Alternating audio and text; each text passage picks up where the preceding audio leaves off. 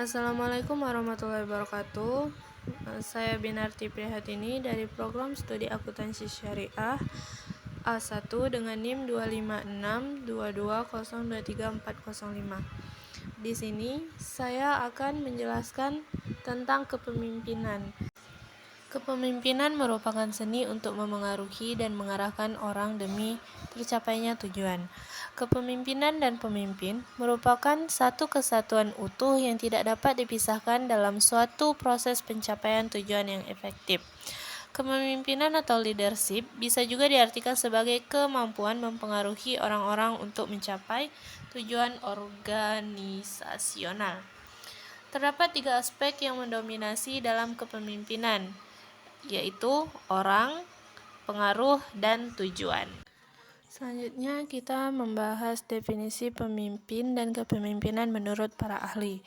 Yang pertama menurut Fiedler 1970.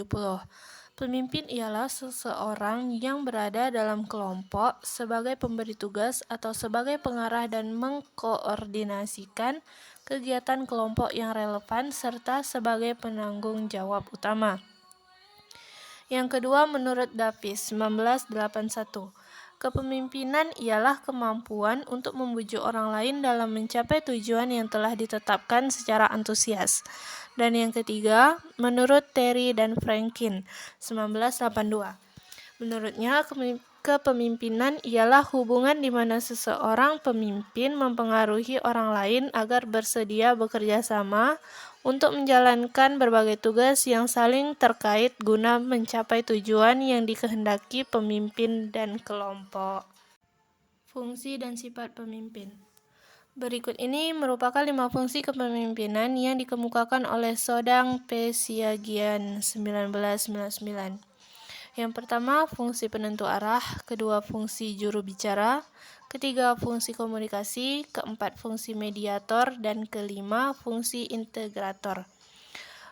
Fungsi lain di antara kepemimpinan antara lain sebagai berikut, yaitu mengambil keputusan, mengembangkan informasi, memelihara dan meningkatkan loyalitas bawahannya, mendorong dan menyemangati bawahannya dalam bekerja, mempertanggungjawabkan seluruh aktivitas organisasi kepada pemilik dan masyarakat, mengawasi pelaksanaan atas berbagai tugas yang didelegasikan, dan memberi penghargaan. Keberhasilan seseorang dalam memimpin akan ditentukan oleh sejauh mana orang tersebut memiliki sifat dan karakteristik kepemimpinan serta sejauh mana kemampuan dalam menunjukkan sifat yang tepat untuk menghadapi berbagai situasi, waktu, dan ruang yang berbeda. Berikut ini ialah beberapa sifat dan ciri dari kepemimpinan yang sukses. Yang pertama, ada watak dan kepribadian yang baik. Kedua, keinginan untuk melayani bawahan. Ketiga, memahami kondisi lingkungan. Keempat, inteligensi tinggi. Kelima, berorientasi ke depan. Dan yang terakhir, sikap terbuka dan lugas.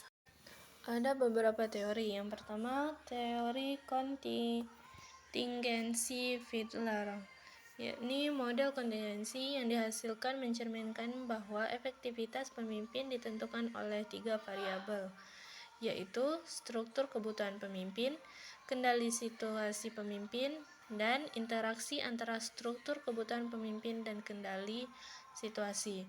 Menurut Fiedler, keberhasilan kepemimpin ditentukan oleh gaya dasar dari kepemimpinan itu sendiri.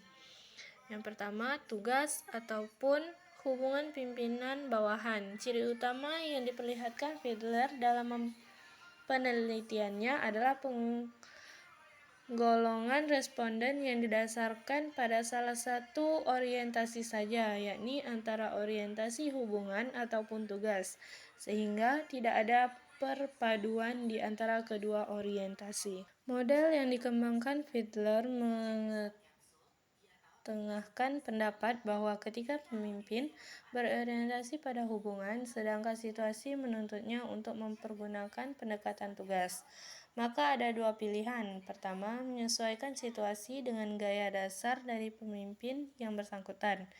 Yang kedua, mengganti pemimpin yang bersangkutan dengan pemimpin lain yang mempunyai gaya yang sesuai dengan situasi yang ada. Hasil riset Fiedler menemukan adanya 3 dimensi kontingensi yang menetapkan berbagai faktor situasional utama untuk menentukan efektivitas pemimpin, yakni sebagai berikut. 1. Hubungan pemimpin dan bawahan, leader-member relation, yaitu kadar hubungan antara pemimpin dengan bawahan merupakan tingkat sejauh mana kelompok tersebut memberi dukungan pada pemimpinnya.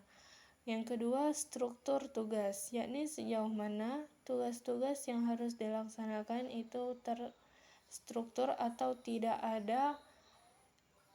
dan apakah disertai oleh produsen yang tegas dan jelas atau tidak. Dan yang terakhir, posisi kewenangan, yakni besarnya pengaruh pemimpin terhadap berbagai faktor wewenang, seperti pengangkatan dan pemberhentian pegawai, promosi, penegakan kedisiplinan, serta kenaikan gaji. Teori kepemimpinan jalan tujuan. Teori ini menjelaskan cara perilaku pemimpin dalam mempengaruhi motivasi dan presentasi kerja bawahannya di berbagai situasi kerja. Dasar teori dari Pat Gould adalah teori motivasi harapan yang menyebutkan bahwa motivasi ditentukan oleh harapan atas imbalan dan valensi ataupun daya tarik dari imbalan itu. Pokok penting dari teori Pat Gould mengemukakan bahwa perilaku pemimpin akan meningkatkan prestasi bawahannya jika pemimpin memenuhi kebutuhan bawahannya terkait efektivitas pekerjaan. Terus, pemimpin melatih, membimbing, dan mendukung berbagai hal yang diperlukan bawahannya. Di teori ini terdapat 4 pola perilaku kepemimpinan, yaitu 1. Pemimpin yang direktif, yakni pemimpin dengan bentuk kepemimpinan yang sama dengan kepemimpinan otokratik, di mana bawahan sudah mengetahui pasti keinginan pemimpin terhadapnya dan arahan yang diberikan. 2. Pemimpin yang suportif, pemimpin yang ramah, mudah ditemui, dan menunjukkan sikap perhatian terhadap bawahan. Yang ketiga, pemimpin yang partisipatif, yakni pemimpin yang selalu mengharapkan saran ataupun pendapat bawahannya tetapi masih memerlukan pembuatan keputusan. Dan yang terakhir, pemimpin yang berorientasi prestasi, yaitu pemimpin yang mempercayakan bawahannya untuk mencapai tujuan dan prestasi. Ohio State Leadership Studies, penelitian mengenai kepemimpinan pada tahun 1945 oleh Biro Urusan dan Penelitian pada Ohio State University. Dari berbagai penelitian yang dilakukan, akhirnya diperoleh gambaran mengenai perilaku pemimpin. Yang pertama, consideration mencerminkan derajat dan corak hubungan pemimpin dan bawahannya. Yang kedua, initiating struktur mencerminkan sejauh mana seseorang memimpin, memberi batasan dan struktur terhadap perannya dan peran bawahannya demi tercapainya tujuan kelompok. Berdasarkan dimensi consideration dan initiating struktur dapat dibedakan 4 gaya kepemimpinan, yaitu pertimbangan rendah, struktur rendah, pertimbangan tinggi, struktur rendah, pertimbangan tinggi, struktur tinggi, pertimbangan rendah, struktur tinggi. Teori kepemimpinan situasional. Pada teori ini, meskipun semua variabel situasional, yakni manajer, bawahan, atasan, ikatan kelompok, organisasi, tuntutan kerja, dan waktu terlibat, hal yang paling ditekankan tetaplah hubungan di antara pemimpin dan bawahannya. Intinya, teori ini menegaskan bahwa efektivitas kepemimpinan ditentukan oleh gaya kepemimpinan yang tepat dan kematangan jiwa dari orang-orang yang dipimpinnya. Teori kepemimpinan situasional ini menjelaskan bahwa tingkat kematangan bawahan akan meningkat secara kontinu dalam pelaksanaan tujuan spesifik, sehingga pada situasi tertentu pemimpin perlu mengurangi perilaku tugas mereka dan meningkatkan perilaku hubungan hingga tercapai tingkat kematangan individu ataupun kelompok yang di atas rata-rata.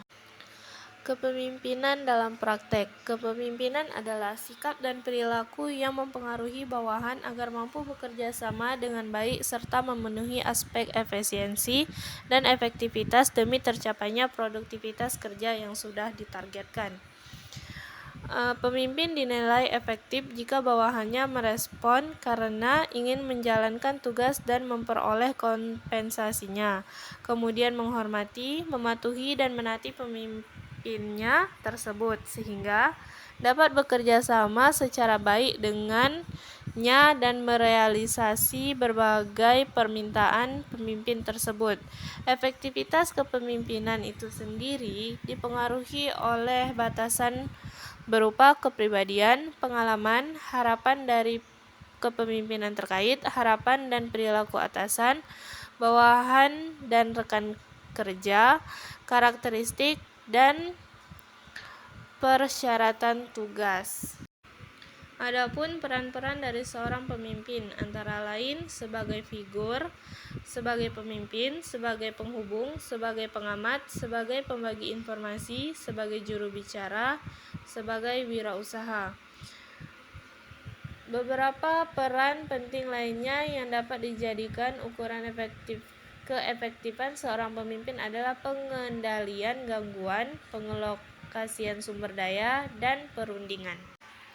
Menjadi pemimpin yang efektif. Thomas Gordon 1997 memberikan beberapa panduan bagi pemimpin untuk dapat mencapai tingkat efektivitas yang diharapkan. Beberapa panduan tersebut, dua diantaranya mendengarkan sampai memahami, dan mau mendukung dan membantu, menyokong, berpihak kepada bawahan, dan mau mengingat masalah bawahan. Menurut George R. Terry, ada 8 ciri pemimpin yang ideal, yaitu mempunyai kekuatan mental dan fisik yang energik, mempunyai emosi yang stabil, mempunyai pengetahuan human relation yang baik, memiliki motivasi yang cukup tinggi untuk kemajuan diri dan perusahaan, dan memiliki kecakapan dalam berkomunikasi. Terdapat dua macam dimensi utama yang menggambarkan berbagai perilaku pemimpin, yaitu initiating structure, task oriented, yaitu perilaku pemimpin cenderung lebih mementingkan tujuan organisasi, dan yang kedua condescending employee oriented, yaitu perilaku pemimpin cenderung ke arah kepentingan bawahan. Hubungan antara atasan dan bawahan bergerak melalui 4 tahap berikut: keinginan untuk berprestasi, kesediaan untuk menerima tanggung jawab, kemampuan, dan pengalaman. Pada intinya, para manajer perlu mengubah gaya kepemimpinannya untuk menyesuaikan dengan perkembangan di setiap tahapan. Sekian penjelasan dari saya tutup dengan wabillahi taufiq wal hidayah. Assalamualaikum warahmatullahi wabarakatuh.